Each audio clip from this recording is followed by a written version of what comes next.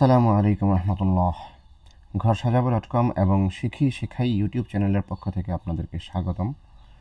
আমরা শিখতেছিলাম computer for business কোর্সটি চলতেছিল আমাদের রানিং। আজকে আমরা 6 নম্বর ক্লাসে আছি। কম্পিউটার ফর বিজনেস কোর্সটি মূলত এমনভাবে ডিজাইন করা হয়েছে যে যারা বিজনেস করতে চায় বাংলাদেশের মার্কেটে, তাদের জন্য কম্পিউটারের যে পরিমাণ নলেজ থাকা প্রয়োজন, ওই নলেজগুলোর উপর বেস করে আমি 10 দিনের একটা ট্রেনিং টাস্ক তৈরি করেছি। তো ওই 10 দিনের মধ্যে আজকে আমরা 6 নাম্বার দিনে আছি আলহামদুলিল্লাহ। তো ক্লাসে ঢুকে যাবো এখন আমরা অতি শীঘ্রই। তবে তার আগে কিছু কথা বলে নিই, সেটা হচ্ছে যদি আপনি বাংলাদেশে ডিজিটাল মার্কেটিং করতে চান, ই কমার্স বিজনেস করতে চান, তাহলে অবশ্যই আপনাকে কম্পিউটার জানতে হবে। এবং কম্পিউটারের যে সমস্ত বিষয়গুলো আপনাকে না জানলেই হবে না ব্যবসা করার জন্য, এই সমস্ত বিষয়গুলোই আমি এই কম্পিউটার ফর বিজনেস এই ট্রেনিংয়ের মধ্যে নিয়ে এসেছি। সো সেক্ষেত্রে আপনি এখানে কী কী শিখতে পারবেন, ব্যবসা করার জন্য কম্পিউটারের যে সমস্ত বিষয় আপনার জানা থাকা উচিত বা দরকার। সাধারণত ব্যবসা কোথায় করা হয়, ডিজিটাল বিজনেসটা করা হয় মেইনলি ডিজিটালি, অর্থাৎ আপনার ফেসবুকে। বিজনেসটা হচ্ছে যেখানে মানুষ থাকবে, আপনি যার কাছে নিয়ে তাদের কাছে নিয়ে আপনার প্রোডাক্ট উপস্থাপন করবেন, মানুষ দেখবে, ভালো লাগলে কিনবে। তো আগে দেখা যাইতো যে বাস স্ট্যান্ড অথবা আপনার সিনেমা হলের সামনে অথবা বাজারে, যে কোনো জায়গাতে যেখানে মানুষের ভিড় থাকতো এখানে ব্যবসা হইতো। তো এখন মানুষের ভিড় সবচেয়ে বেশি কোথায় আছে? এখন মানুষের ভিড় আছে ফেসবুকে। মানুষ ফেসবুকে বেশি ঢুকে। মানুষ কোথায় যায় বেশি? টিকটকে যায়। মানুষ কোথায় যায় বেশি? ইনস্টাগ্রামে যায়। সো আমি আমি যদি ডিজিটালি এখন ব্যবসাটা না শিখি, আমি যদি কম্পিউটার না জানি, তাহলে আমি কীভাবে ফেসবুকে, যেখানে মানুষ আছে, বেশি বেশি মানুষ থাকে, ওইখানে আমি মানুষের সামনে আমার প্রোডাক্টটা কীভাবে উপস্থাপন করব? আমি ইনস্টাগ্রামে কীভাবে আমার পণ্যটা মানুষের সামনে দেখাবো, যদি আমি ইনস্টাগ্রাম ব্যবহার নাই জানি? সো এই সমস্ত ডিজিটালি বিজনেসগুলো পরিচালনা করার জন্য যে পরিমাণ আপনার কম্পিউটার দক্ষতা বা স্কিল প্রয়োজন, আমি এই পরিমাণ স্কিলগুলোকে একসাথে 10 দিনের মধ্যে এনে যতটুকু পেরেছি কমপ্রেস করে অল্প সময়ের মধ্যে শেখানোর জন্য এই 10 দিনের ট্রেনিং টাস্কে ইনশাল্লাহ। এরপরে আমরা একটা বিগ ট্রেনিং টাস্কে ঢুকে যাবো। এরপর আরেকটা কোর্স আসতেছে আমার ইনশাল্লাহ জানুয়ারি মাসে। এটা 30 দিন ব্যাপী হবে এবং এটা হবে আপনার নোভিস্ট নিনজা, অর্থাৎ আপনার একদম জিরো থেকে শুরু করে আপনি একেবারে নিনজা পর্যায়ে অর্থাৎ প্রো লেভেলের কাজগুলো শিখে ফেলতে পারবেন ওই কোর্সে ইনশাল্লাহ। সেটাও আমরা শুরু করে দেবো ইনশাল্লাহ আগামী মাস থেকে। তো এটা হচ্ছে 2025 সালের, আজকে হচ্ছে 28 ডিসেম্বর। আমরা 1 জানুয়ারি থেকে ইনশাল্লাহ শুরু করে দিব। সো দোয়া করবেন আল্লাহ তাআলা যেন আমাদেরকে সে পর্যন্ত সব কিছু সহজ করে দেয় ইনশাআল্লাহ। তো আমরা চলে যাই আমাদের কোর্সে। এখন আমরা ডিজিটাল মার্কেটিংয়ের জন্য আমাদের যে কম্পিউটার ফর বিজনেস কোর্স আছে, এই কোর্সের 6 নম্বর ক্লাসে আছি। সো 6 নম্বর ক্লাসে 6 নম্বর ট্রেনিং টাস্কের মধ্যে কী কী টাস্কগুলো আছে আমরা একটু দেখি। টাস্ক নাম্বার 1 হচ্ছে online image compression. Image compression খুব গুরুত্বপূর্ণ একটা জিনিস। এটা খুবই কাজে লাগে অনলাইনে কাজের ক্ষেত্রে।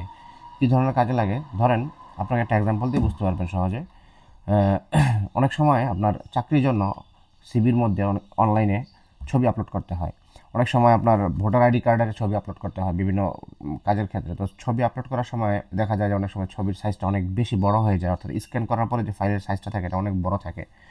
তো ওয়েবসাইট তো মনে করেন আপনার যে একটা লিমিটেশনসের মধ্যে থাকে, অর্থাৎ আপনি যদি বড় বড় ছবি আপলোড করেন তাহলে ওয়েবসাইটে সার্ভারের মধ্যে বড় বড় ছবি আপলোড হইতে হইতে একসময় দেখা যায় যে সার্ভারটা জ্যাম হয়ে যাবে, হ্যাং হয়ে যাবে। তো এই জন্য যারা এই ধরনের সার্ভিস বেসড ওয়েবসাইটগুলো তৈরি করে, তারা চায় যে ইউজাররা এমন ছবি আপলোড করুক যে ছবি দিয়ে তারা অন্ততপক্ষে ডিটেক্ট করতে পারবে, ইউজারের পরিচিতি জানতে পারবে ঠিকই, কিন্তু পাশাপাশি ফাইলের সাইজ আবার এতটাও বড় হবে না যতটা বড় হইলে তাদের ওয়েবসাইটের সার্ভারে অনেক ভারী হয়ে যাবে, যে কারণে ইউজারদের সার্ভিস তারা দিতে পারবে না।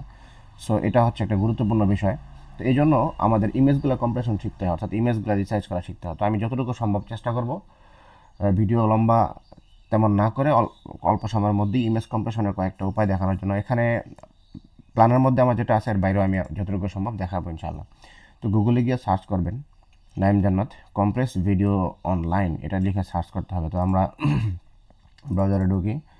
অনেক বিষয় শুরুতে আমি ভেঙে ভেঙে বলতাম, এখন আর এত ভেঙে ভেঙে বলবো না, কারণ আমি আশা করি তোমরা প্র্যাকটিস করতে করতে অনেকটা দক্ষতা তোমাদের চলে আসছে, এখন তোমরা অনেক কিছু বুঝবা। ঠিক আছে, এই যে ব্রাউজারে ঢুকি বলে আমি গুগল ক্রোমটা ওপেন করছি, এটা আগে বলতাম কিন্তু এখন আর আমি এটা বলতেছি না। শিখি শেখাই চ্যানেলে আছে, এটা তোমাদের আগে দেখা দিতাম যে আমি এখন শিখি শেখাই।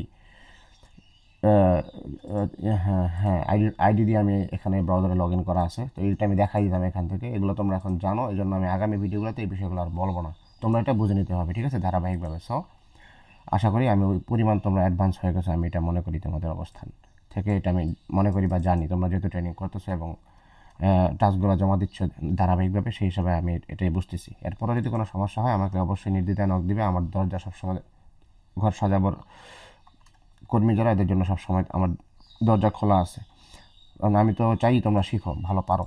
এখন আমরা চলে যাই, এখানে কি বলতেছে, অনলাইন ইমেজ কম্প্রেশনের জন্য আমাদেরকে কম্প্রেস ইমেজ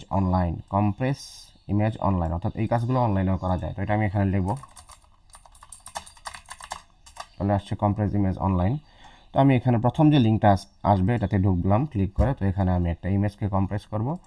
সো এখানে আমি কোন ইমেজটা কম্প্রেস করবো, ডাউনলোডস থেকে। ধরেন যে এখানে এই যে কম্পিউটার ফর বিজনেস, এটা যখন আমি বানাইছিলাম এটা সাইজ ছিল 402 কিলোবাইট। এই যে এখান থেকে দেখাচ্ছে সাইজটা।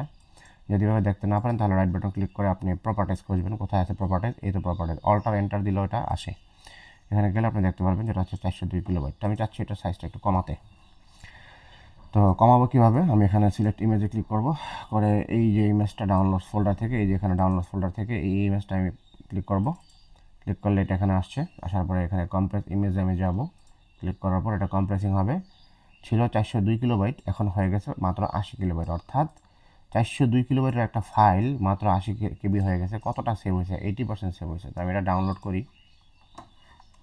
দেখেন এখানে ডাউনলোড হয়ে গেছে। আমি এখানে ফোল্ডারটা ওপেন করি, ওপেন করলে দেখতে পারবেন এই ইমেজটা ক্লাস 4, এই ইমেজটাও কিন্তু সেম ক্লাস 4। পার্থক্যটা কোথায়? এটার সাইজটা হচ্ছে 402 কিলোবাইট। এখানে রাইট বাটন ক্লিক করে যদি প্রপার্টিস থেকে দেখাই, এটা হচ্ছে 402 কিলোবাইট, আর এটার সাইজটা হচ্ছে মাত্র 80 কিলোবাইট। কত ছোটো হয়ে গেছে দেখেন ইমেজটা, কিন্তু ইমেজের কোয়ালিটিও কিন্তু কিছুটা কমছে। দেখেন এটার ইমেজ সাইজটা যতটুকু, এটার ইমেজ সাইজটা কিন্তু হচ্ছে বড়, একটু বড় হবে, অর্থাৎ বড় করলেও ফাটবে না এই ধরনের। হ্যাঁ, এটা যদি একটু বড় করা হয় তাহলে কিন্তু একটু ফাটবে। মানে ওরা যতটুকু সম্ভব চেষ্টা করে কোয়ালিটি নষ্ট না করে সাইজটা কমায় আনতে, তো ওইভাবেই এটা হয় আর কি। এটা হচ্ছে কম্প্রেশনের একটা পন্থা, এবং কম্প্রেস করার পরে ডাউনলোড করার পদ্ধতিটা আমি দেখাই দিলাম। তো এটা এখানে বলছে মেনলি যে কোনো একটা ওয়েবসাইট খুলবে, একটা ছবি আপলোড করবে, আমি এখানে ক্লিক করে আপলোড করছিলাম, তারপর কম্প্রেসে ক্লিক করবে, ডাউনলোড করবে, রিনেম করে দিবে জিএসজে ইমেজ কম্প্রেসড ডে 6। তো আমি জিএসজে ইমেজ কম্প্রেসড ডে 6টা কপি করে নিয়ে আসি। কপি করে নিয়ে আসা ফাইলের মধ্যে আমি এখানে F2 চাপ দিলাম, ফাংশন 2, তারপর কন্ট্রোল ভি দিয়ে এটা এডিট করে দিলাম, সামনে জিটা আসে নাই লাগাই দিলাম, এন্টার দিলাম, বাস এই নামে নামকরণ হয়ে গেল, আমাদের টাস্ক 1 কমপ্লিট। এখন আমি এই জিনিসটা ডিলিট করে দিব, কিবোর্ড থেকে ডিইএল বাটন চাপ দিলে ডিলিট হয়ে যাবে। আমি চাচ্ছি আরেকটা পদ্ধতিতে দেখাতে সেটা। হ্যাঁ, তো আমি এখানে গিয়ে রাইট বাটন ক্লিক করব, ক্লিক করে এটাকে আমি ওপেন করব, ওপেন উইথ পেইন্ট। ঠিক আছে, এই পেইন্টের মাধ্যমে ওপেন করলে এটা পেইন্টে ওপেন হবে। আমি এখান থেকেও এটা রিসাইজ করতে পারি। এটা আরেকটা তরিকা আমি দেখাচ্ছি মেইনলি, কিন্তু তরিকা 1 নাম্বার যেটা আমার এখানে দেওয়া ছিল এটা আমার দেখানো হয়ে গেছে। আমি এটা আরেকটা তরিকায় দেখাচ্ছি যেন তোমরা আরেকভাবে এটা করতে পারো, অনলাইন ছাড়া। এটা হচ্ছে অনলাইন ছাড়া, অফলাইনে।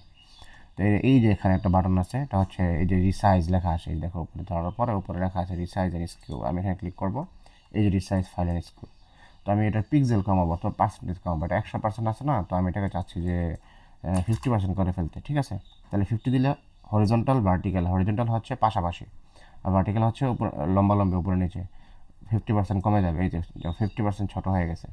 তো এখন ফাইলটাকে যদি আমি সেভ দিই, ফাইল থেকে সেভ অ্যাজ জেপিইজি দিয়ে যদি আমি ডাউনলোড ফোল্ডারে সেভ দিই, বেসিক কম্পিউটার ট্রেনিং ফাইল নামটা চেঞ্জ করে দিতে হবে, 3 দিলাম, সেভ দিই, তাহলে কি হয়, ডাউনলোডসের মধ্যে 3 নামে ফাইলটা চলে আসে।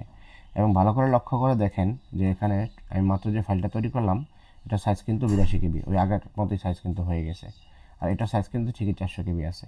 সো এই কাজটা কীভাবে হইলো? পেইন্টের মাধ্যমে হইলো। আমি এটা একটু কন্ট্রোল জেড দিয়ে আনডো করলাম, পিছন দিয়ে গেলাম, আগের ফাইলটাতে ফেরত আসছি। এখন যদি আমি আবার রিসাইজে যাই, এখন যদি এটা আমি দেখেন আবার 100% কিন্তু হয়ে গেছে। এটা আমি পিক্সেল দিয়েও করতে পারবো। ছবিটা কত পিক্সেল বাই কত পিক্সেল, হরিজন্টালি আছে এটা 1280 পিক্সেল, অর্থাৎ এই পাশ থেকে এই পাশ, ডান পাশ থেকে বাম পাশ পর্যন্ত দূরত্ব হচ্ছে 1280 পিক্সেল। হ্যাঁ, আর ভার্টিক্যালি আছে এটা 720 পিক্সেল। তো এটাকে যদি আমি কমাই দিই, ধরেন আমি এটা চাচ্ছি 500 পিক্সেল হয়ে যাক, অটোমেটিক্যালি দেখেন এটাও কিন্তু চেঞ্জ হয়ে গেছে, 281 হয়ে গেছে। আবার একটু আন্ডো করি, দেখেন যখন এখানে 1280 তখন এখানে 720, আর যখন এখানে আমি 500 করব ওইটার সাথে ব্যালেন্স রেখে উচ্চতাটাও কমতেছে। এখানে 500 করার সাথে সাথে এখানে কিন্তু 720 থাকবে না, দেখবেন ভালো করে খেয়াল করেন। এখানে যদি আমি 500 করি তাহলে এটা হচ্ছে 281, 720 কিন্তু নাই। তো এটা কেন হচ্ছে? কারণ হরিজন্টাল ভার্টিক্যাল এটা এখানে লিঙ্ক করা থাকে, এই যে মেনটেইন এক্সপেক্ট রেশিও, অর্থাৎ হাইট এবং ওয়েটের সাথে একটা রেশিও থাকে, অনুপাত থাকে, এই অনুপাতটা সে ধরে রাখবে, ধরে রেখে এটাকে চেঞ্জ করে দিবে। এটা চেঞ্জ করলে এটাও চেঞ্জ, হরিজন্টাল চেঞ্জ করলে ভার্টিক্যালও চেঞ্জ করে দিবে, ভার্টিক্যাল চেঞ্জ করলে হরিজন্টালও চেঞ্জ করে দিবে।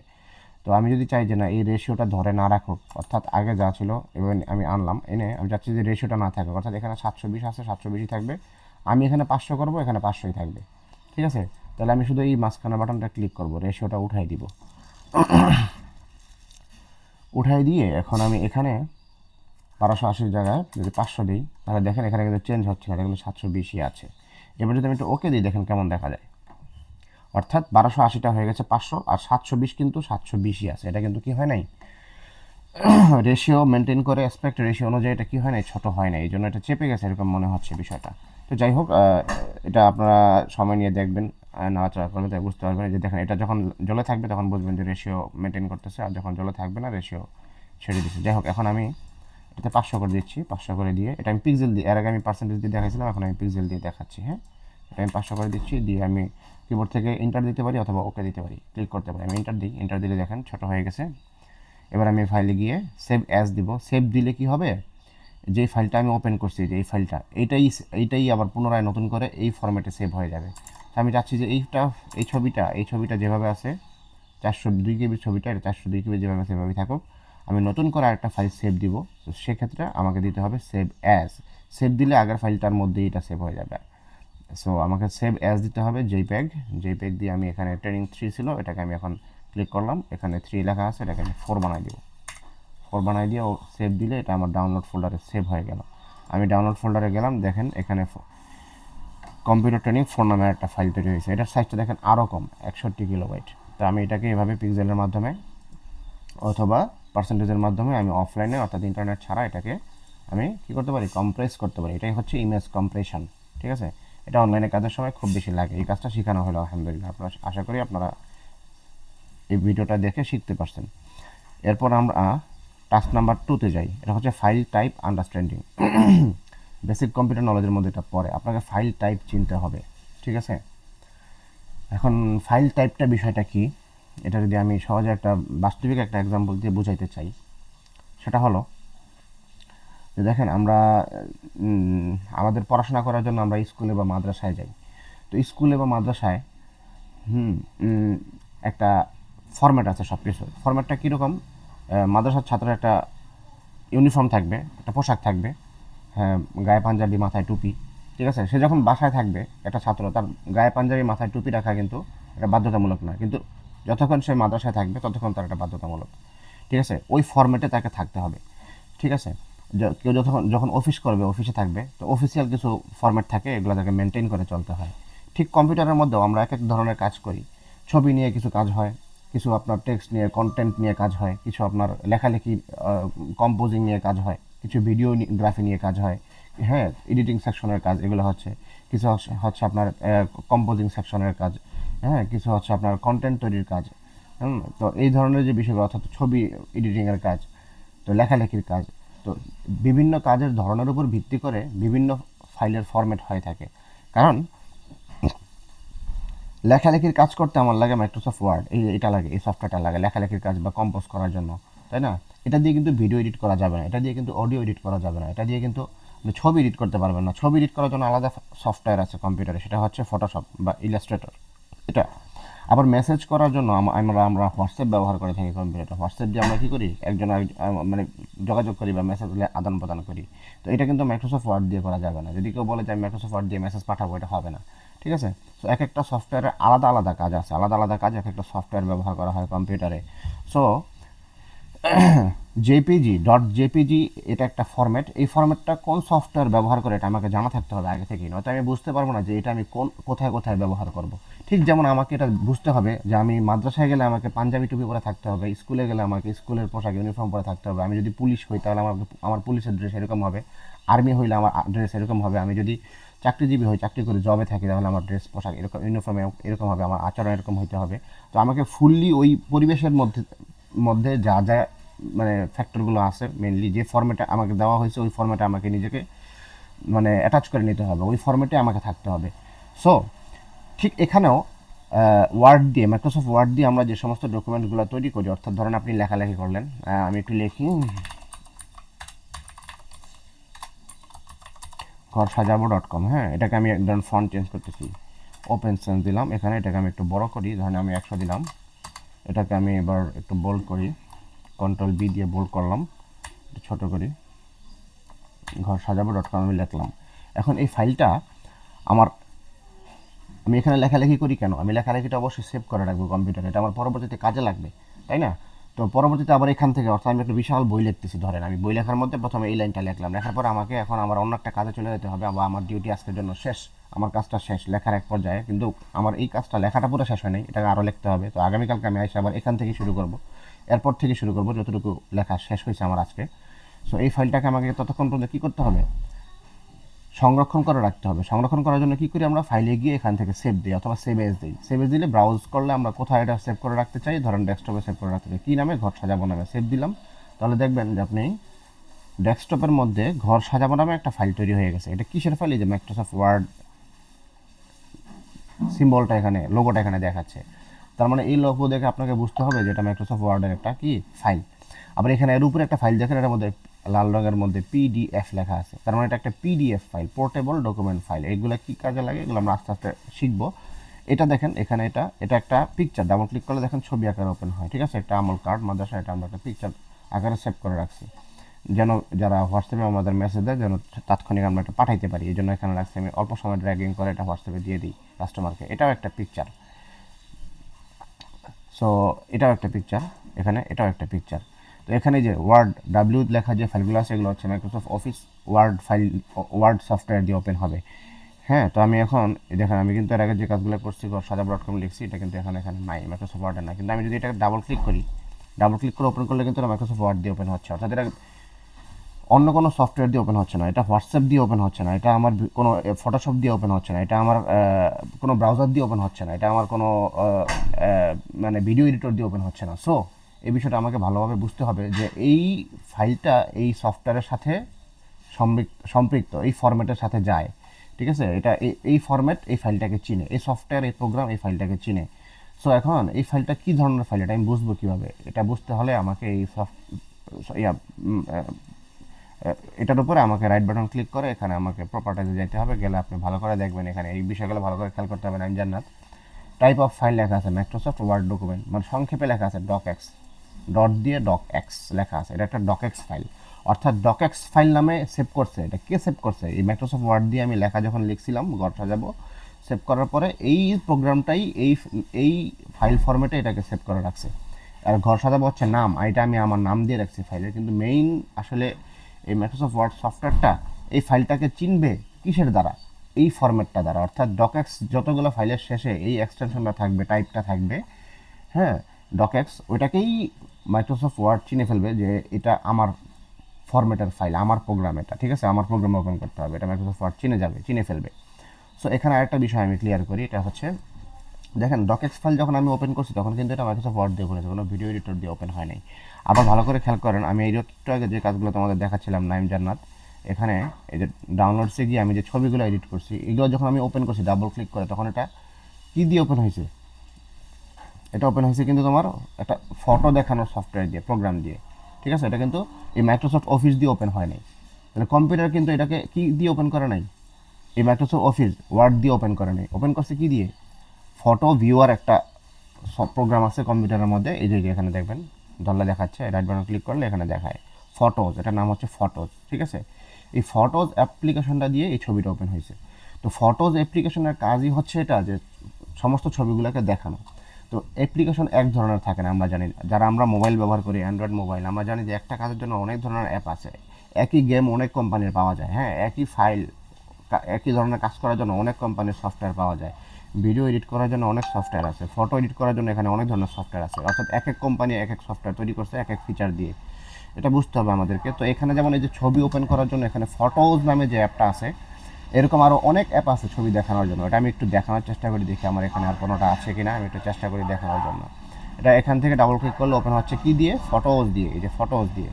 আমি এখান থেকে যদি এটাকে অ্যাড বাটন ক্লিক করি, এটাকে যদি ওপেন উইথ দিই, তাহলে দেখবেন আরও অনেকগুলো বিষয় আছে যেটা দিয়ে আমি এটা দেখতে পারি, যেমন স্নিপিং টুল দিয়েও দেখা যেতে পারে সম্ভবত, রাইট? এই স্নিপিং টুল অর্থাৎ স্ক্রিনশট নেওয়ার যে টুল, এটা দিয়ে আমি এটাকে ওপেন করছি, এটা দিয়েও এটা দেখানো যেতে পারে। অর্থাৎ এই ইমেজ ফাইলটা, অর্থাৎ এই ফাইলটার ফরম্যাট কি, এই ফাইলটার ফরম্যাট আমি রাইট বাটন ক্লিক করবো, প্রপার্টিতে গেলে দেখতে পারবো এখানে কি দেখাচ্ছে দেখেন, ডট জেপিজি, এটা বড় করে দেখানো যাচ্ছে না, এটা এভাবেই দেখতে হবে, ভালো করে খেয়াল করতে হবে। লাস্টে আছে জেপিজি ফাইল, এটা হচ্ছে জেপিজি ফাইল, ঠিক আছে। জেপিজি ফাইল ওপেন হয় কি দিয়ে? জেপিজি ফাইল কি হয়? জেপিজি ফাইলগুলো হয় মেইনলি ছবি, ফটোগুলো হয় জেপিজি ফাইল। তো এখানে যেহেতু জেপিজি ফাইল আকারে আছে, কম্পিউটার জেপিজি ফাইল, যে সমস্ত ফাইলের লাস্টে ডট জেপিজি থাকবে এই সমস্ত ফাইলগুলোকে কম্পিউটার চিনে ছবি হিসেবে। যে সমস্ত ফাইলের শেষে ডট MP4 থাকবে কম্পিউটার এগুলোকে চিনে ভিডিও হিসাবে। যে সমস্ত ফাইলের শেষে ডট MP3 থাকে কম্পিউটারকে চিনা দেওয়া হয়েছে, এগুলো মানুষই করছে, যারা কম্পিউটার ডেভেলপ করছে, কম্পিউটার তৈরি করছে, যারা কম্পিউটার কোডিং করে প্রোগ্রাম তৈরি করছে, তারাই এটাকে কম্পিউটারের মধ্যে এই বোঝার ক্ষমতা, এই জ্ঞান শক্তি দিয়ে দিচ্ছে যে তোমার মধ্যে যদি ডট লাস্টে MP4 থাকে তুমি বুঝবে এটা একটা ভিডিও। অতএব ভিডিওর যে সফটওয়্যার আছে তোমার ভিতরে, ওই সফটওয়্যার দিয়ে তুমি এটাকে ওপেন করবা। যে ফাইলের শেষে ডট জেপিজি আছে কম্পিউটার এটাকে চিনে এটা একটা ছবি। তো ছবি দেখানোর জন্য যে সফটওয়্যারগুলো তোমার মধ্যে দেওয়া আছে ওই সফটওয়্যার দিয়ে তুমি এটাকে ওপেন করবা। সফটওয়্যারগুলোর মধ্যে কিছু সফটওয়্যার থেকে ডিফল্ট সফটওয়্যার, অর্থাৎ এই সফটওয়্যার, যে সফটওয়্যারটাকে সিলেক্ট করা হয় ডিফল্ট হিসেবে, ওই সফটওয়্যার দিয়েই এই ছবিগুলো ওপেন হয়, ঠিক আছে। এছাড়া আরও কয়েকটা সফটওয়্যার থাকতে পারে, ওগুলো দিয়ে সে ওপেন করে না, কারণ ডিফল্ট হিসেবে আমি একটা সেভ করে রাখছি কম্পিউটারের মধ্যে। এগুলো ফাংশনালিটি পরে দেখাবো ইনশাল্লাহ। যেটা বলতেছি, আমি আমার ট্র্যাকে চলে আসি। তো এখানে ভিডিও যখন লাস্টে ডট MP4 থাকে, ডট MP4, তখন কম্পিউটারটাকে চিনে ভিডিও হিসাবে। ডট জেপিজি থাকলে চিনে ছবি হিসাবে। ডট ডকএক্স থাকলে চিনে ডকুমেন্ট হিসেবে, যেটা সে ওয়ার্ড দিয়ে ওপেন করে, ঠিক আছে। কথাটা বুঝতে পারছেন? আশা করি বুঝতে পারছেন। এখন কথা হলো, এই যে প্রত্যেকটা ফাইলের শেষে এই যে dot JPG, dot DOC doc, আমি যে এখানে দেখাচ্ছিলাম, এই যে এখানে ডট জেপিজি, ডট পিএনজি, ঠিক আছে, ডট পিডিএফ, ডট ডকএক্স, ঠিক আছে, এই বিষয়গুলো যা আছে এগুলোর কাজ কি, এগুলো না আমি জানো, আশা করি বুঝতে পারছো, আমাকে লিখে উত্তর পাঠাবা। তবে আমি একটু দেখাই দিই যে কোনো ফাইলের শেষে যে ডকএক্স থাকে, এটা দেখার উপায় কি। এটাকে এখান থেকে রাইট বাটন ক্লিক করতে হবে, ক্লিক করে আমাকে প্রপার্টিতে যাইতে হবে, তাহলে আমি দেখতে পারবো। আরও একটা উপায় আছে, এই যে এখানে ফাইলটা যেটা নাম দেখাচ্ছে, হ্যাঁ, নামের শেষে এখানে মাউস ধরে রাখলে এই যেখানে দেখায় আইটেম টাইপ জেপিজি ফাইল, ঠিক আছে। এখানে যদি ধরে রাখি মাউসটা, দেখাবে আইটেম টাইপ জেপিজি ফাইল। এটা আরেকটা উপায় দেখাই দিলাম।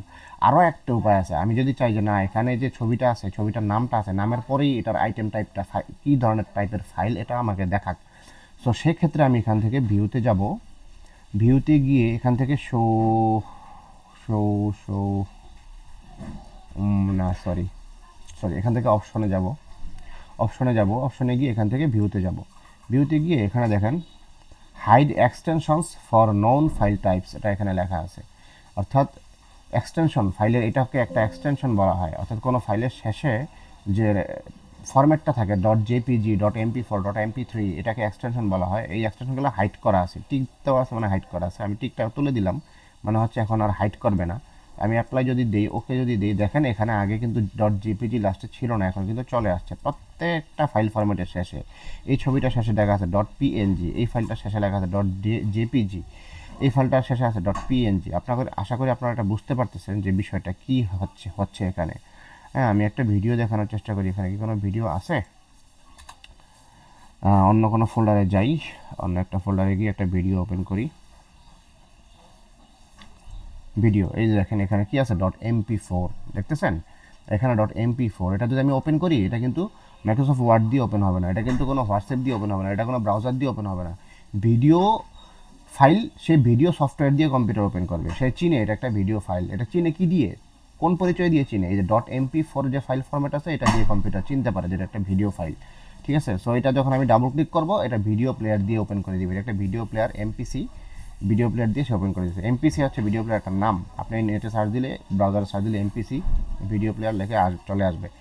সো এরকম ভিডিও প্লেয়ার অনেক আছে, BLC ভিডিও প্লেয়ার, ঠিক আছে, Windows video player, media player, এই ধরনের অনেক ভিডিও প্লেয়ার থাকতে পারে অনলাইনে। তো আমি MPC আমার ভালো লাগে, এটা অনেক ফাস্ট, খুব দ্রুত কাজ করে, এই জন্য আমি MPC ব্যবহার করি ভিডিও মানে দেখার জন্য, ঠিক আছে। তো আশা করি আমি এই ফাইল ফরম্যাটের বিষয়টা বুঝাতে পারলাম। দেখেন এটা শেষে আছে ডট MKV, MKVও আলাদা আরেকটা ভিডিও ফরম্যাট, এটা আলাদা ধরনের ফরম্যাট। ভিডিওর মধ্যেও বিভিন্ন ধরনের ফরম্যাট থাকতে পারে, ঠিক আছে। সো আশা করি বিষয়টা বুঝতে পারছেন, ঠিক আছে। বেশি কথা বলতে গেলে অনেক লম্বা হয়ে যাবে ভিডিও। সো আমি নাইম জানাত, আশা করি বুঝতে পারছো। এটা দিয়ে তোমরা, এটা দিয়ে এক লাইনে 3টা উত্তর লিখে আমাকে পাঠাবা। এবার টাস্ক 3তে চলে যায়, এটা হচ্ছে Google Docs typing save practice plus save practice. এই টাস্কটা করলে তোমরা গুগল ডক ব্যবহার করা শিখবে, কীভাবে সেভ করতে হয় এটা শিখবা। মনোযোগ দিয়ে দেখবা, গুগল ডক্স খুলবে। গুগল ডক্স কীভাবে খুলবা এগুলো তোমাদের আগে দেখানো হয়েছে, তারপর আমি আবার দেখাই দিচ্ছি। হ্যাঁ, এখানে ব্রাউজার ওপেন করে লিখবা docs.google.com, আমার এখানে এটা আছে, এটা দিয়ে এন্টার দিলাম, এন্টার দিলে আমাকে গুগল ডকে ঢুকাই দিবে। ঠিক এরকম একটা ফেস আসবে। গুগল ডকের সুবিধা কি? গুগল ডক হচ্ছে কন্টেন্ট রাইটিংয়ের জন্য মেইনলি, ঠিক আছে। মাইক্রোসফট ওয়ার্ড যেমন এখানে বিভিন্ন কন্টেন্ট বা কম্পোজিংয়ের কাজগুলো করা হয়, এখানে ওই কম্পোজিংয়ের সেম কাজগুলোই করা হয়, ঠিক আছে। একই কাজ করা হয়। এখানে যেমন আমি ঘর সাজাবো লিখছিলাম বড় করে, এখানেও একই জিনিসটাই আমি লিখতে পারবো, একই কাজ। এখানে যেই কাজ, আমি ব্রাউজারে যাই, ব্রাউজারে গিয়ে গুগল ডক্স একটা ব্ল্যাঙ্ক ডকুমেন্ট ওপেন করি, এখানে পেস্ট করলাম ঘর সাজাবো .com, একই কাজ, দেখতে পাচ্ছেন কোনো পার্থক্য কিন্তু নাই। এটাকে আমি একটু ছোট করে দিই। তাইলে আমি এটা ব্যবহার করব কেন আর ওইটাও ব্যবহার করব কেন? বিষয়টা হচ্ছে এই মাইক্রোসফট ওয়ার্ডে কোনো ফাইল এডিট করলে এটা অফলাইনে কাজ করে, আর এটা হচ্ছে অনলাইনে কাজ করে। অনলাইনের সুবিধা কি আর অফলাইনের অসুবিধা কি, সুবিধা কি আমি একটু বলে দিই। অফলাইনের সুবিধা হচ্ছে আমি এখানে বিস্তর কাজ করতে পারতেছি, এখানে হিউজ ফন্ট আমি লোড দিতে পারতেছি। এখানে আমার কম্পিউটার প্রায় 600-র উপরে ফন্ট আছে, ঠিক আছে। হিউজ ফন্ট, হিউজ ডিজাইন আমি করতে পারতেছি অফলাইনে। অনলাইনে বিষয়টা হচ্ছে শেয়ারিংয়ের জন্য কাজে লাগে। যেমন আমি আছি এখন কুমিল্লাতে, আমার ভাগ্না ভাগ্নি যারা ঘর সাজাবতে কাজ করে এরা আছে এখন ঢাকাতে। তো ঢাকা থেকে আমি কুমিল্লা এদের সাথে ডকুমেন্ট আদান প্রদান, অর্থাৎ কোনো হিসাব নিকাশ, ঘর সাজাবার যত হিসাব নিকাশ আছে, ঘর সাজাবার যত আমাদের মানে একসাথে যে রিপোর্টিংয়ের যে কাজগুলো আছে, আমি একটু দেখাই। ডকে ঢুকলাম, এখানে আমাদের যে রিপোর্টিংগুলো নেওয়া হয়, অর্থাৎ আমরা কাজের রিপোর্ট জানাইতে হয় বাধ্যতামূলক, এটা নয়তো কাজের উন্নতি হবে না। এই যে রিপোর্ট, নাইম, জান্নাত, মাহমুদ, প্রত্যেকের কাজের রিপোর্ট, আমি আমারটা দেখাই। তবে আমি 29 নভেম্বর কী কী কাজ করছি এটা একটা রিপোর্ট হচ্ছে এখানে তৈরি হচ্ছে। 30 নভেম্বর কী কী কাজ করছি, এইভাবে ধারাবাহিক রিপোর্ট। যত মাল কেনা হচ্ছে এগুলোর রিপোর্ট। এখানে নাইম, জান্নাত চেকলিস্ট, ওদের কাজের একটা চেকলিস্ট আমরা তৈরি করে রাখছি এখানে, ঠিক আছে। অর্থাৎ ওরা ডেইলি কী কাজগুলো করবে, এভাবে ধারাবাহিকভাবে এটা তৈরি করা আছে। আমি এটা এখান থেকে তৈরি করতেছি, নাইম জান্নাত ওইখানে বসে বসে, ঢাকাতে বসে বসে এটা সে ব্যবহার করতে পারতেছে। কীভাবে ব্যবহার করতে পারতেছে? এই যে একটা অ্যাকাউন্ট এখানে শেখাই arponting@gmail.com, এই অ্যাকাউন্টটাতে লগ ইন করলেই এই ডকুমেন্ট ফাইলের সমস্ত কিছু সে ব্রাউজ করতে পারবে, এডিট করতে পারবে, দেখতে পারবে, সব কাজ করতে পারবে অনলাইনে। এই বিষয়টা কিন্তু এখানে যে কাজগুলো করা হয় মাইক্রোসফট ওয়ার্ডের মধ্যে, এটা হচ্ছে অফলাইনে। এটাকে অনলাইনের সিস্টেম আছে, যদি আপনি ওয়ান ড্রাইভ দিয়ে সিঙ্ক করে নেন তাহলে অনলাইন করা যায়। কিন্তু সবচেয়ে ইজিয়েস্ট ব্যবহার হচ্ছে গুগলের সার্ভিসটা। গুগল এটাকে এতটা সহজ লেভেলে নিয়ে আসছে যে লিঙ্ক শেয়ারের মাধ্যমে এটা যে কাউকে আমি অ্যাক্সেস দিয়ে দিতে পারি ফাইলের, আমার ফাইলটা সে এডিট করতে পারে, কাজ করতে পারে, যে কোনো কিছু করতে পারে। সো এটা খুবই সহজ, আশা করি বিষয়টা বুঝতে পারছেন। তো গুগল ডক্স খুলে নিউ ডকুমেন্ট তুমি নিবা, নিউ ডকুমেন্ট কীভাবে নিতে হয় এটা আমি দেখাই দিচ্ছি এর আগে, এখন আবার দেখাই দিচ্ছি। গুগল ডক্সে ঢুকবা, docs.google.com, এই যে এতটুকু লিখলেই ঢুকতে পারবেন। তো এখানে ব্ল্যাঙ্ক ডকুমেন্ট নেবেন, এই যে আমি একটু ব্ল্যাঙ্ক ডকুমেন্ট নিয়ে এটা কী করছিলাম, লিখছিলাম। তারপর টাইটেল লিখবা computer for business day 6 practice. এটা কিন্তু খুবই গুরুত্বপূর্ণ একটা বিষয়, প্রত্যেকটা ডকুমেন্টের টাইটেল থাকতে হবে। তো computer for business day 6 practice, আমি এটাকে একটু কপি করে নিচ্ছি। কপি করে নিয়ে আমি আমার এখানে ফাইলে চলে আসি। এখানে এই যে টাইটেলটা হচ্ছে এটা, ঠিক আছে। এটা ঘর সাজাবো আছে, আমি ওইটা দিয়ে দিব, কম্পিউটার ফর বিজনেস। সিটা উঠে নেই, সেটা দিয়ে দিই। এই যে শুরুতে যাই, AC computer for business day 6 practice. তো এখন এটা বিজনেসের জন্য কম্পিউটারের প্র্যাকটিস, 6 নম্বর দিনের প্র্যাকটিসের কাজগুলা, প্রজেক্টগুলো এখানে সব আসবে, ধারাবাহিকভাবে থাকবে। এখানে আবার সুবিধা হচ্ছে ট্যাব খোলা যায় আলাদা করে, যেমন ট্যাব 1-এ এই বিষয়টা ডকুমেন্টটা আছে, আমি যাই আরেকটা ট্যাব 2-তে, এটা আরেকজনের নামে হবে, এখান থেকে আমি গিয়ে রিনেম করতে পারি। এটা হবে নাইমের জন্য, এটা হচ্ছে নাইম, NIM, নাইম। আরেকটা ট্যাব খুলি, এটা হচ্ছে জান্নাতের জন্য, ওর রিপোর্টগুলো ও এখানে লিখবে, ঠিক আছে। আমরা দুই জায়গা থেকে সারা ওয়ার্ল্ড ওয়াইড এটা অ্যাক্সেস থাকবে, যে যেখানেই থাকুক প্রত্যেকের কম্পিউটার এটার অ্যাক্সেস থাকবে, সবাই সবার কম্পিউটার থেকে কাজ করতে পারবে। আজকে আমরা এই কাজ করছি, রিপোর্টগুলো জানাতে পারবে। এই রিপোর্টগুলো ট্র্যাক করা যে কোনো জায়গা থেকে বিশ্বের খুব সহজ হয় আর কি। তো এখানে এই যে নাইমের রিপোর্টগুলো নাইম এখানে জানাবে, জান্নাতের রিপোর্টগুলো জান্নাত এখানে জানাবে। এইভাবে আমরা কী করতে পারি, রিপোর্টিং বা আমাদের অফিসিয়াল যে কাজগুলো এগুলো একসাথে ওয়ার্ল্ড ওয়াইড যে যার ঘরে বসে, যে যার কম্পিউটারে বসে বসে এগুলো করা সম্ভব। তো এটা হচ্ছে টাইটেল লিখবে, নিচে 5 লাইন লিখবে আজ কী শিখছো। এটা তোমরা তোমাদের মতো করবে নাইম, যে আমরা আজকে শিখতে পারলাম, কী কী শিখতে পারলাম, file type, online image compression, এগুলো, ঠিক আছে। গুগল ডক্স, এগুলো লিখবা যে ফাইল টাইপ আজকে শিখলাম, এটা লিখবা অব্র দিয়ে, ঠিক আছে। এগুলো তোমরা পারো, এই জন্য আমি দেখাচ্ছি না, ঠিক আছে। File type understanding, file type আমরা আন্ডারস্ট্যান্ড করতে শিখলাম। তারপর অনলাইন ইমেজ কম্প্রেশন,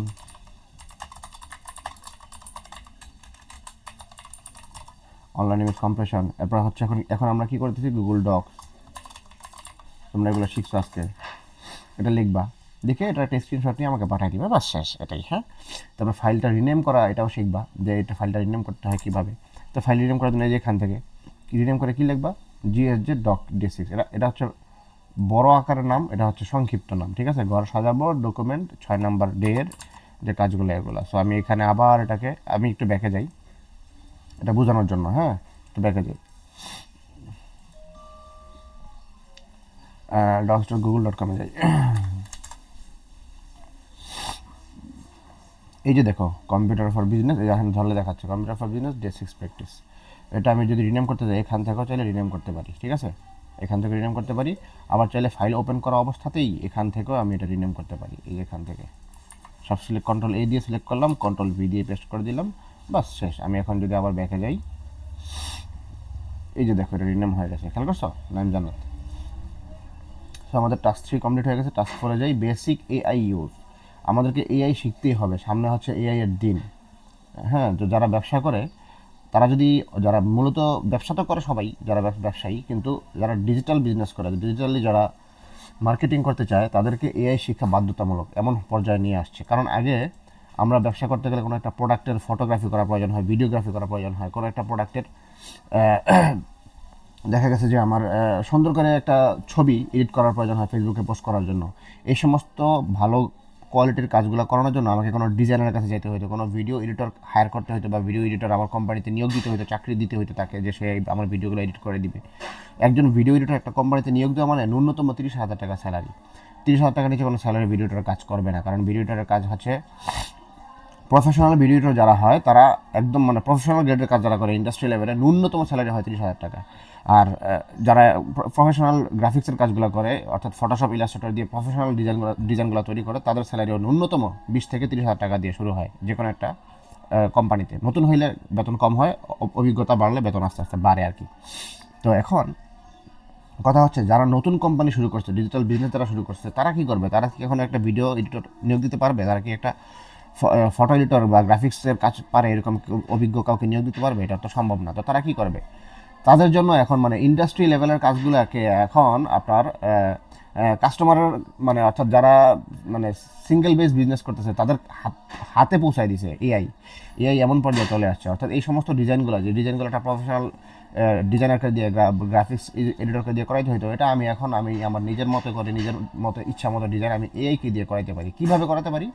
ঠিক আমি একটা ভিডিও এডিটর হায়ার করলে, বা আমি একটা ভিডিও এডিটরকে যদি আমি আমার কোম্পানিতে নিয়োগ দিই, তাকে আমি যদি তাকে আমি কী করবো, তাকে আমি বলবো যে আমার এই ভিডিওগুলো দরকার, এই প্রোডাক্টের ভিডিও এইভাবে দরকার, প্রোডাক্টের ভিডিও এভাবে, প্রোডাক্ট রোটেটিং করবে এভাবে, হ্যাঁ প্রোডাক্টের ফোকাস হবে এইভাবে, এগুলো আমি তাকে বলে দিতাম। তার কাজ ছিল এগুলোকে সঠিকভাবে আমার কথা মতো হ্যান্ডেল করে এটা ভিডিওটা তৈরি করা, বা একটা ছবি জেনারেট করা, বা একটা প্রোডাক্টের দারুণ একটা ফটোগ্রাফি নিয়ে আসা, যেটা আমি আমার অনলাইনে ব্যবহার করবো, কাস্টমার দেখবে, কিনবে।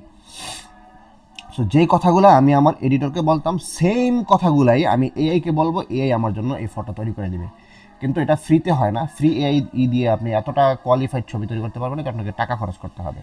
স্বাভাবিকভাবে আপনি যদি একজন ভিডিও এডিটর নিয়োগ দেন, আপনাকে 30,000 টাকা খরচ করতে হচ্ছে, কিন্তু এআই তো আপনাকে ভিডিও তৈরি করে দিচ্ছে, ছবি তৈরি করে দিচ্ছে, আপনি যা চাচ্ছেন, আপনার লেখা কন্টেন্ট তৈরি করা দরকার, কন্টেন্ট তৈরি করে দিচ্ছে। সো এখানে টাকা খরচ করতে দরকার, আপনি কার্পণ্য করলে হবে না, এখানে কিছু টাকা খরচ করতেই হবে। অল্প কিছু টাকা খরচ করে আপনি এমন একটা মানে এমন একজন কর্মী পাচ্ছেন, আপনি দক্ষ কর্মী, যাকে আপনি যেভাবে বলছেন সেইভাবে আপনাকে ডিজাইন তৈরি করে দিচ্ছে, যেভাবে বলছেন সেভাবে আপনাকে ভিডিও তৈরি করে দিচ্ছে। এর চেয়ে আর কী লাগে? যেমন আমি এর আগে এআই দিয়ে আমি ভিডিও তৈরি করছি, আমি আপনাদের একটু দেখানোর চেষ্টা করি, শুধু দেখানোর পারপাস, সংক্ষেপে দেখাইতে হবে, সময় তো নাই।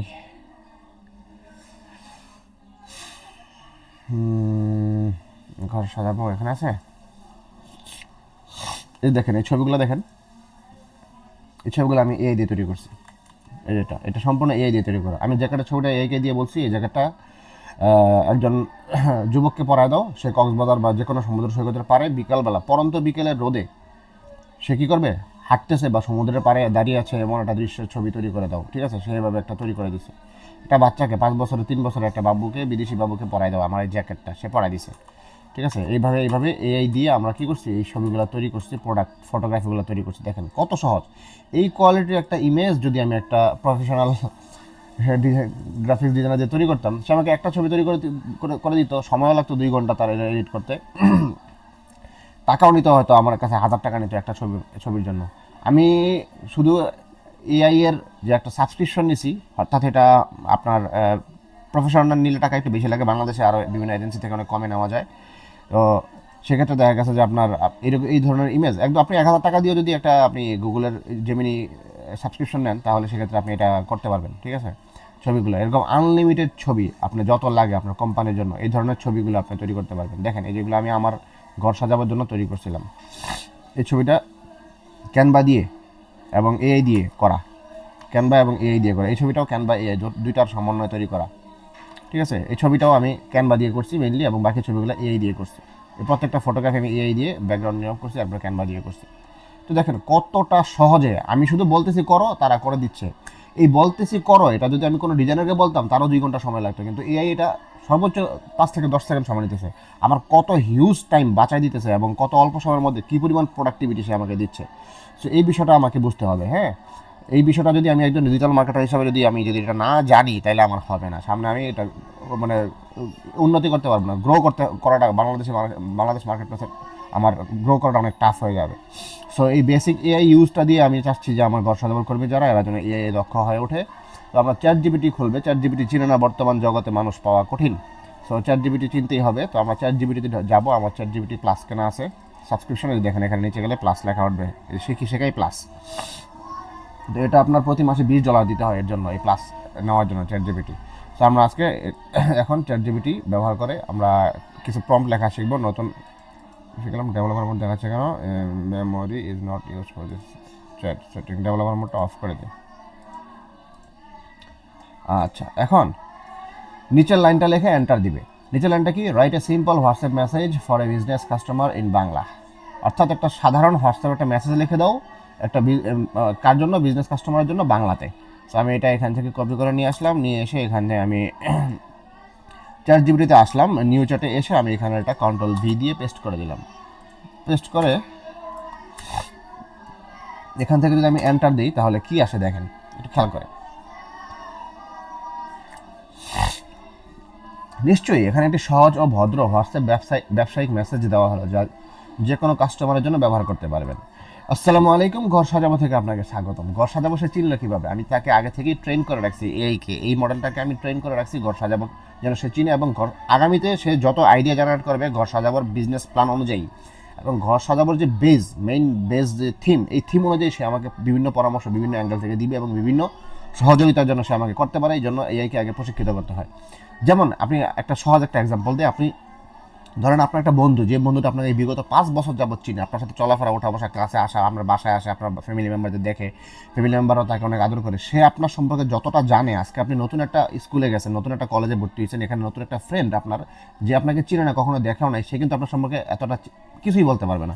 সো আপনি যদি কখনো কোনো বিপদে পড়েন, কোনো সমস্যায় পড়েন, সেক্ষেত্রে সবচেয়ে বেশি হেল্প করতে আপনাকে কে পারবে? আপনার ওই বন্ধুটা যার সাথে আপনার 5 বছর ধরে সম্পর্ক আছে, অর্থাৎ 5 বছর ধরে যে আপনাকে গভীরভাবে চিনে, সে আপনাকে ওই মুহূর্তে, আপনার বিপদ মুহূর্তে আপনাকে কী পরামর্শ দেওয়া দরকার এটা সে দিতে পারবে। কিন্তু নতুন যে বন্ধুটা আপনার আজকে হয়েছে, আজকে নতুন কলেজে, নতুন ভার্সিটিতে আপনার নতুন ফ্রেন্ড, সে আপনার সম্পর্কে কিছুই জানে না, সে আপনাকে কীভাবে আইডিয়া দিবে? এআই এর বিষয়টা ঠিক সেম তাই। আপনার বিজনেসের যে জার্নি, যে আপনার যে সফর, এই সম্পূর্ণ সফরনামাটা আপনাকে এআই এর সাথে, এআইকে মানে এই মডেলটা আপনাকে এআইকে জানায় রাখতে হবে যে আমি এই প্ল্যান করছি, আমার বিজনেসটা এই প্ল্যানের, আমি এইভাবে করতে চাই, মার্কেটে কি এরকম আরও কারা করতেছে, বা কী অবস্থা, আমি কি মানে মার্কেটে টিকতে পারবো কিনা, বা মার্কেটে কীভাবে করলে ভালো হয়, এই সমস্ত পরামর্শগুলো আপনাকে পাইতে হলে অবশ্যই আপনার বিজনেস যে থিমটা, অর্থাৎ আপনার যে চিন্তাধারাটা, এটা অবশ্যই এর সাথে বলতে হবে। বর্তমান সময়ে একটা ভালো পরামর্শ পাওয়ার জন্য একটা মানুষ পাওয়া যায় না। একটা মানুষের কাছে মানুষ কত ধোকাবাজি করে, এই তো আপনাকে ধোকা দিবে না। সে যতটুকু জানে, তাকে ওই মডেলটা এইভাবে তৈরি করা হয়েছে, খুব রিসার্চ করে তাকে তৈরি করা হয়েছে, তার কাছে সমস্ত নলেজ আছে। এমন কোনো নলেজ, দুনিয়াবি এমন কোনো নলেজ নাই। অর্থাৎ আমি এখন দেখি মাদ্রাসার হুজুররা এআই ইউজ করে, অর্থাৎ কোনো হাদিসের রেফারেন্স বের করার জন্য, কোনো হাদিস বের করার জন্য সরাসরি, যেগুলো আগে মানুষ কিতাব ঘেটে বের করতো, এখন এআই জিজ্ঞেস করে এআই সরাসরি রেফারেন্স দিতেছে। এগুলো পরীক্ষিত। এর রেফারেন্স দেওয়া এগুলো কিন্তু ভুল না, এগুলো আগে থেকে তাকে শিক্ষা দেওয়া হয়েছে, আগে থেকে তাকে শিক্ষা দেওয়া হয়েছে, যে কারণে সে হাদিসের নাম্বারও ভুল করে, সে ভুল করবে না, কম্পিউটার ভুল করবে না। মানুষ নিজের মুখে বলার সময় মানে টাং মিস্টেক হয়ে যেতে পারে, তার মুখে ভুল কথা চলে আসতে পারে, কিন্তু এআইকে আগে থেকে শিখা দেওয়া হয়েছে সে এটা ভুল বলবে না।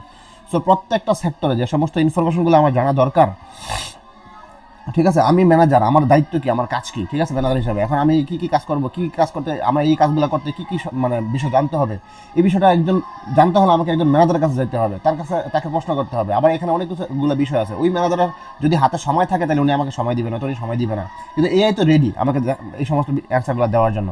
তো গুগল সার্চ ছিল আগে, যে গুগলে সার্চ করে এই জিনিসটা এত সহজে পাওয়া যেত না, কিন্তু গুগল সার্চের আরও আধুনিক মডেল এটাকে নিয়ে আসছে এখন এআই। এআই দিয়ে আমরা এখন এই বিষয়গুলো খুব সহজে করে ফেলতে পারি। দেখেন আমি শুধু তাকে বলছি যে একটা বিজনেস কাস্টমারের জন্য আমাকে মেসেজ দাও, সে আমাকে ঘর সাজাবো থেকে আপনাকে স্বাগতম বলে দিছে। এটা কেন বলতে পারছে সে? কারণ সে জানে ঘর সাজাবো আমার একটা কি আছে, কোম্পানি আছে।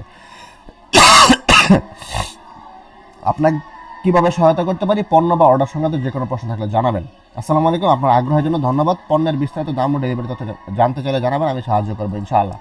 ধন্যবাদ আমাদের সাথে যোগাযোগ করার জন্য। এটা হচ্ছে অপশন 3, 3 নাম্বার মেসেজ। সে 3টা ধরন দিছে, একটা ধরন, 2টা ধরন, 3টা ধরন। ধন্যবাদ আমাদের সাথে যোগাযোগ করার জন্য। আর কোনো প্রশ্ন থাকলে নির্দ্বিধায় মেসেজ দিন, ঘর সাজাবো টিম। চিন্তা করছেন এই ধরনের একটা মেসেজ লিখতে আমাকে চিন্তা করে কত সময় ভাবতে হইতো, কত সময় চিন্তা করতে হইতো, কত সময় লিখতে হইতো, বানানোর মধ্যে ভুল থাকতে পারতো, অনেক সম্ভাবনা। কিন্তু আমি জাস্ট শুধু এখন মেসেজটা কপি করে আমার কাস্টমারকে পাঠিয়ে দিব, শেষ।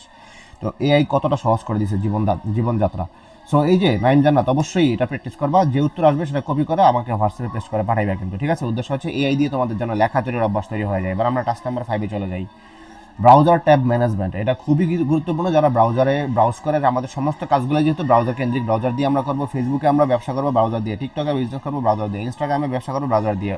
যেটাই কাজ করা হোক না কেন আমাদের ব্রাউজার লাগবে, ঠিক আছে? আমাদের ডকুমেন্ট ফাইল করতে ব্রাউজার, শেয়ার করতে ব্রাউজার লাগবে, গুগল ড্রাইভ ব্যবহার করতে ব্রাউজার লাগবে, হোয়াটসঅ্যাপে চ্যাট করতে ব্রাউজার লাগবে, এআই এর সাথে কথা বলতে ব্রাউজার লাগবে। ব্রাউজার ছাড়া কোনো কাজ অনলাইনে হয় না। সো আমার ব্রাউজার ম্যানেজমেন্ট যদি আমি পাকাপোক্ত হয় তাহলে আমার কাজগুলো খুবই সহজ হবে। আজকে তোমরা এই জন্য প্র্যাকটিস করবা, 3টা ট্যাব খুলবা,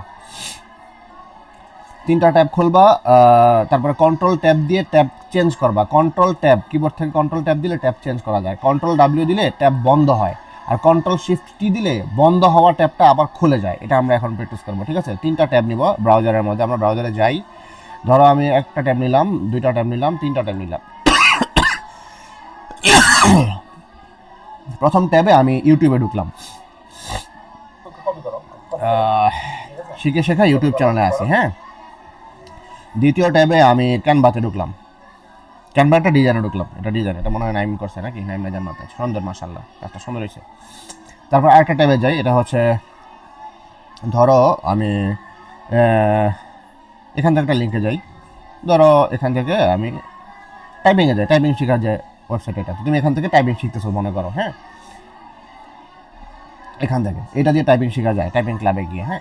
এখন এই 3টা ট্যাবে আমি 3টা কাজ করতেছি, একটাতে ক্যানভা ডিজাইন করতেছি, একটাতে টাইপিং করতেছি, একটাতে ইউটিউবে আমি ভিডিও আপলোড করতেছি বা ভিডিও দেখতেছি, আর একটা হচ্ছে হোয়াটসঅ্যাপে চ্যাট জিপিটির সাথে আমি কথা বলতেছি, আর একটা হচ্ছে গুগল ডকুমেন্টে আমি কী করতেছি, কাজ করতেছি। এখন এই ট্যাবটা আমার টাইপিংয়ের কাজ শেষ, আজকের জন্য আমার টাইপিংয়ের কাজ শেষ, আমি এই ট্যাবটা ক্লোজ করে দেবো। এই যে 3টা ট্যাব খুলছি, ধরো এই 3টা ট্যাব আমি এখন বন্ধ করবো, ঠিক আছে? একটা হচ্ছে আমি এখান থেকে ক্রস চিহ্ন দিলে বন্ধ হবে, এখানে ক্রসে ক্লিক করলে বন্ধ হবে, এই ক্রসে ক্লিক করলে বন্ধ হবে, কিন্তু আমি যাচ্ছি কিবোর্ড দিয়ে বন্ধ করতে। তাহলে কন্ট্রোল ডাব্লিউ, কন্ট্রোল ডাব্লিউ, আবার কন্ট্রোল, আবার ডাব্লিউ, দ্বিতীয় ট্যাব বন্ধ হয়ে গেলো, আবার কন্ট্রোল, আবার ডাব্লিউ, 3টা ট্যাব আমি ক্লোজ করলাম কন্ট্রোল ডাব্লিউ দিয়ে। এখন আমি চাচ্ছি, হঠাৎ করে আমার মনে হলো যে হ্যাঁ হ্যাঁ, আমার তো ক্যানভাতে যে কাজ করছি এটা তো আমার এখন দরকার ছিল আসলে এই মুহূর্তে, আবার ক্যানভাতে ঢুকতে হবে, আবার ক্যানভাতে ঢুকে আবার ডিজাইনটা ওপেন করতে হবে, কত সময়ের ব্যাপার। তো আমি চাচ্ছি যে অল্প সময়ের মধ্যেই যেন আমি আবার আমার আগের কাজটা ফেরত যেতে পারি, সেটা হচ্ছে ওই বন্ধ হওয়া ট্যাবটাকে আবার, অর্থাৎ পিছন দিকে যাওয়া, আনডো করা। এটা কি কীভাবে করতে হয়? এটা এখানে করতে হয় কন্ট্রোল শিফট টি। আমি ব্রাউজারে গেলাম, এখানে গিয়ে রাইট বাটন ক্লিক করলাম, এই যে দেখো এখানে লেখা আছে রিওপেন ক্লোজড ট্যাব, অর্থাৎ বন্ধ হওয়া ট্যাবগুলোকে আমি নতুন করে রিওপেন করবো, এটা কন্ট্রোল শিফট টি দিয়ে, হ্যাঁ। তো আমি এখানে ক্লিক করলেও ওপেন হবে, ঠিক আছে? দেখতেছো, এই যে দেখো শিখে শেখায় কিন্তু চলে আসে। আমি এটা কিবোর্ড দিয়ে করতেছি, কন্ট্রোল শিফট